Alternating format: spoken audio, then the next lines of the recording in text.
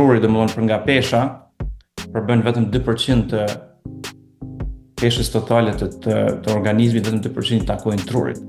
Mirë për nëse krahasojmë aktivitetin metabolik, konsumin metabolik, atëherë truri takojnë 20 dhe 20% të konsumit të përgjithshëm të oksigjenit dhe glukozës. Domethënë kemi të bëjmë me një organ relativisht të vogël, por me aktivitet jashtëzakonshëm metabolik.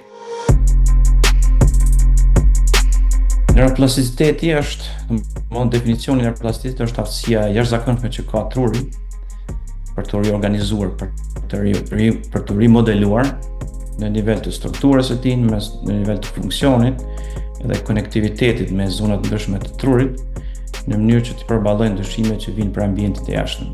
Këto ndryshime mund të jetë ndryshme, për shembull, të mësuar të informatave të reja, eksperiencat të reja, por edhe lëndimet ose traumat.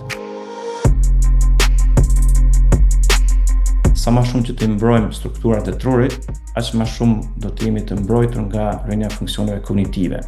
Domethënë që ato aktivitete të cilat mundsojnë mbajtjen e numrit të neuroneve, mbajtjen e sinapsave, rujtjen edhe fizike të trurit, domethënë gjatë sporteve ndryshme ose traumave, aq më tepër e kemi rrit këtë rezervën strukturore të trurit në mënyrë që të përballojmë ndryshimet degenerative që vinë me kohë.